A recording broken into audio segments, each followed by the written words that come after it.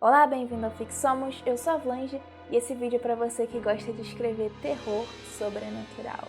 Hoje eu vou dar 3 dicas para quem pensa em escrever alguma história nesse gênero. Se você é escritor e gosta desses vídeos com dicas de escrita, já se inscreve aqui no canal, que é o maior canal de escrita do Brasil, dá um like no vídeo e ativa o sininho para receber as notificações dos próximos vídeos. Vamos para as dicas e a primeira dica é explorar medos comuns dos seres humanos, ou seja, coisas com que o público possa se identificar facilmente. O H.P. Lovecraft, que é um dos maiores nomes da literatura de terror, tem um ensaio chamado O Horror Sobrenatural em Literatura, em que ele fala um pouco sobre esse gênero. Ele começa o texto dizendo que o tipo de medo mais antigo e mais poderoso é o medo do desconhecido. A gente associa o desconhecido a uma possibilidade de perigo. A gente tem medo do escuro porque dentro desse escuro pode existir algum tipo de mal que não se mostra quando a luz está acesa. E o mundo é cheio de fenômenos desconhecidos, ainda mais lá antigamente, no início da humanidade, quando a gente entendia bem menos o funcionamento das coisas ao nosso redor. Então é uma tradição da humanidade buscar explicações para o desconhecido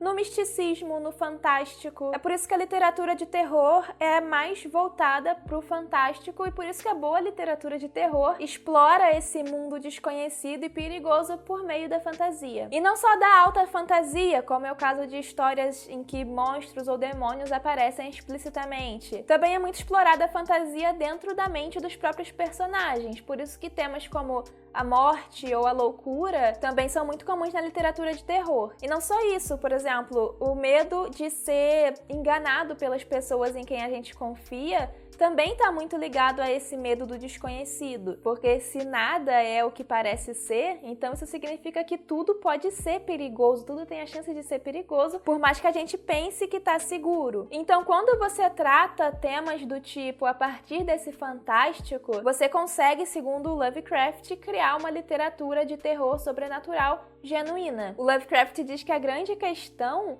para criar essa literatura de terror sobrenatural genuína é o autor conseguir criar uma atmosfera apavorante a partir de trabalhar com essas forças do desconhecido, essas forças que desafiam as leis da natureza. A história fantástica genuína tem algo mais que um assassino secreto, ossos ensanguentados ou algum vulto coberto com um lençol arrastando correntes conforme a regra. Uma certa atmosfera inexplicável e empolgante de pavor de forças externas desconhecidas precisa estar presente, e deve haver um indício expresso com seriedade e dignidade condizentes com o tema daquela mais terrível concepção do cérebro humano, uma suspensão ou derrota maligna e particular daquelas leis fixas da natureza que são nossa única salvaguarda contra os assaltos do caos e dos demônios dos espaços insondáveis. Um exemplo de livro que explora essas forças desconhecidas para criar o terror é Calmaria Forçada, da Rosane Montalvão. Esse livro conta a história da Alana, que é uma mulher que está tendo que lidar com o suicídio do próprio filho, e ela tem muita dificuldade para enfrentar esse luto, então ela mesma acaba tentando o suicídio, só que ela é mal sucedida. O problema é que depois disso, o marido da Alana, que é o Daniel, ele decide internar ela num hospital, ou no que deveria ser um hospital psiquiátrico, mas que acaba se revelando um local de punição. O livro coloca a gente cada vez mais dentro da perturbação da mente, não só da Alana, como também do Daniel, que também tem ali o ponto de vista explorado aqui na narração. E enquanto isso, as relações daquela família vão se revelando, alguns segredos, né, vão vindo à tona, numa trama de terror psicológico e sobrenatural que mergulha o leitor nessa loucura até o final. O primeiro ponto interessante é como esse livro explora esse lado psicológico, né? Então, tanto a Alana quanto o Daniel, eles têm perturbações mentais reais. Ela tá traumatizada pela morte do filho, ele é alcoólatra e tá bêbado na maior parte do tempo. Então, a princípio, quando esses personagens se deparam com fenômenos estranhos, com fenômenos desconhecidos, como visões, por exemplo, né, aquelas visões improváveis, quando eles se deparam com isso, a princípio pode ter uma explicação científica, mas ao mesmo tempo o leitor já pode levar aquilo para o lado sobrenatural, já pode interpretar aquilo levando para o lado sobrenatural. Mas depois, ao longo da leitura, esses acontecimentos que podem ou não ser reais vão ficando mais intensos e aí a carga sobrenatural do livro vai começando a ficar incontestável. E aí, por meio desse sobrenatural, o livro explora medos comuns dos seres humanos, como eu falei no início dessa primeira dica. Então, além da loucura e da morte, que são temas que estão presentes ali o tempo inteiro, um outro tema, por exemplo, que está muito aqui nesse livro é a violação da intimidade, seja do corpo, ou seja, da casa ou até mesmo da vida, né? Pessoas desconhecidas tomando conhecimento de coisas íntimas da sua vida. Então, esses tipos de tema que exploram medos comuns conseguem falar com muitos leitores e funcionam assim como pontos de conexão entre o público e a narrativa. A segunda dica é prestar atenção ao tom do texto. O terror dificilmente vai funcionar se o texto for engraçadinho demais ou se for, sei lá, sensual demais, coloquial demais ou qualquer tipo de linguagem que desloque muito o leitor daquele clima de horror, de pavor, de medo, de perigo, né, etc. Então, o que funciona melhor normalmente é usar termos que evoquem imagens bizarras ou macabras para manter o leitor no clima da história, ou então estruturar suas frases e seus parágrafos de um modo a causar no leitor uma sensação pavorosa ou grotesca, etc. No ensaio do Lovecraft, ele fala mais de uma vez que o terror é sobre atmosfera. A atmosfera é a coisa mais importante, pois o critério final de autenticidade não é a harmonização de um enredo, mas a criação de uma determinada sensação.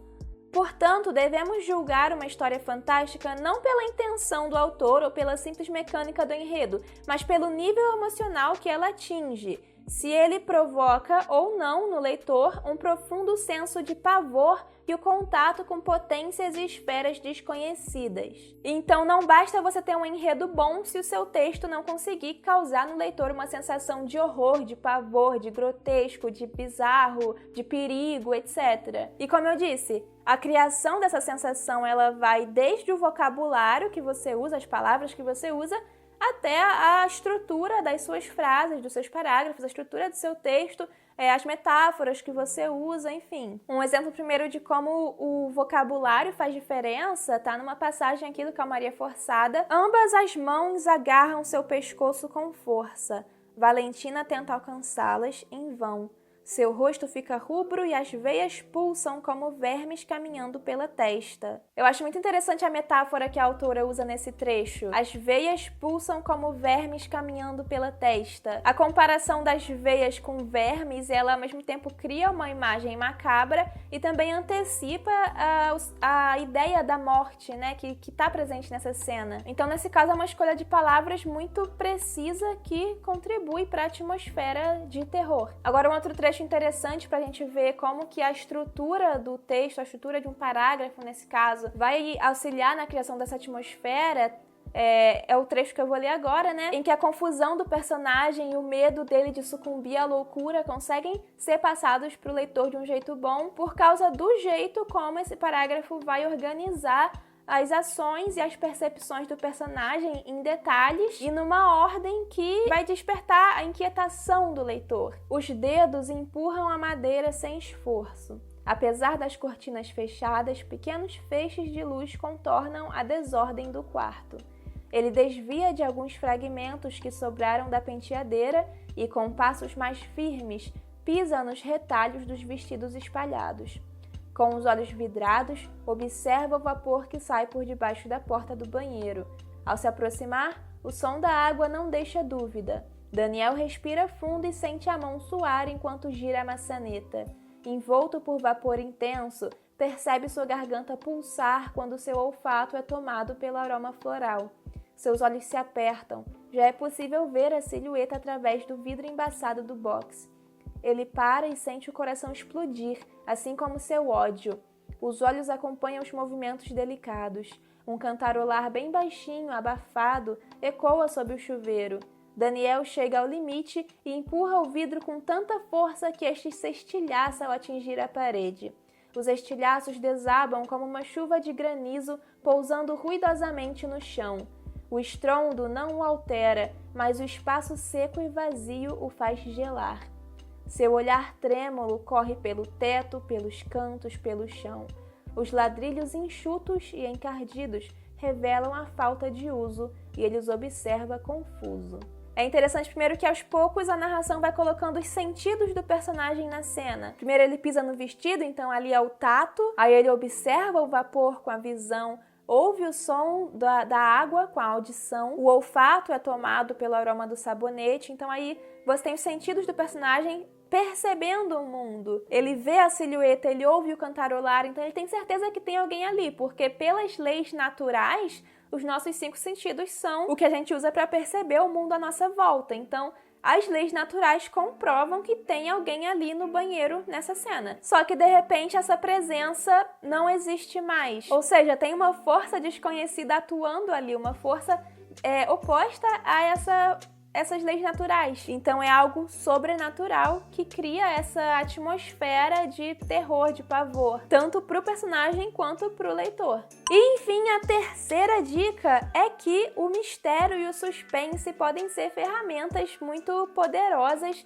para se criar um livro de terror sobrenatural. E não só o terror sobrenatural, né? Como qualquer narrativa de terror se beneficia dessas ferramentas. O mistério, de um modo bastante geral, tem a ver com a falta de respostas. Então o autor ele vai distribuindo as informações ao longo do livro de modo que o leitor a princípio não tenha as respostas, ou seja, não saiba a verdade por trás das coisas que estão acontecendo ali. Perguntas que a princípio não têm resposta significam que existe ali algo desconhecido. Isso já é intrigante. Não saber as respostas para alguma coisa que está se colocando ali como uma dúvida na sua cabeça é uma coisa intrigante e geralmente faz o leitor percorrer as páginas do livro em busca da verdade. E aí, quando essa verdade parece não existir dentro das leis da natureza e apenas no sobrenatural, isso desperta um certo medo, até porque dentro ali da narrativa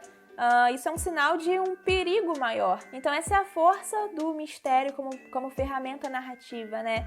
E já o suspense, ele tem a ver com o prolongamento da tensão. Na narração de situações de perigo, o autor suspende o desfecho, ou seja, faz com que esse desfecho demore a acontecer, demore o suficiente para criar no leitor uma sensação de angústia e de ansiedade. O mistério e o suspense não necessariamente vão ser coisas separadas. Essas ferramentas podem aparecer tão juntas numa narrativa que você não consegue nem dizer isso daqui é mistério e isso daqui é suspense. Às vezes simplesmente não dá pra fazer ou não faria sentido fazer essa distinção. No Calmaria Forçada a gente também tem ali em vários momentos exemplos de como o suspense e o mistério colaboram para a sensação de medo num terror sobrenatural. A própria cena do chuveiro que eu li antes é um exemplo disso. São acontecimentos que geram perguntas no leitor, que geram dúvidas, transmitidos por um texto lento, por um texto cheio de detalhes, que é um jeito de se prolongar essa tensão e assim causar essa angústia e essa ansiedade no leitor, né, de querer ver logo o desfecho. Um outro recurso que esse livro usa para criar suspense é interromper as cenas com 3 asteriscos, que é um recurso gráfico usado ali para suspender o desfecho de algumas situações e criar no leitor essa ansiedade para ver o desfecho da tensão e para saber as respostas dos mistérios que foram colocados ali. Tudo isso, então, contribui para a manutenção dessa atmosfera que é tão importante num terror sobrenatural. Então essas foram 3 dicas para se escrever um terror sobrenatural: explorar medos comuns, manter o texto num tom que crie uma atmosfera de terror, de medo, de perigo, de inquietude e fazer um bom uso de ferramentas narrativas como o mistério e o suspense. Se vocês tiverem outras dicas, coloquem aqui nos comentários. Na descrição do vídeo tem link para você conhecer melhor o Calmaria Forçada e até a próxima!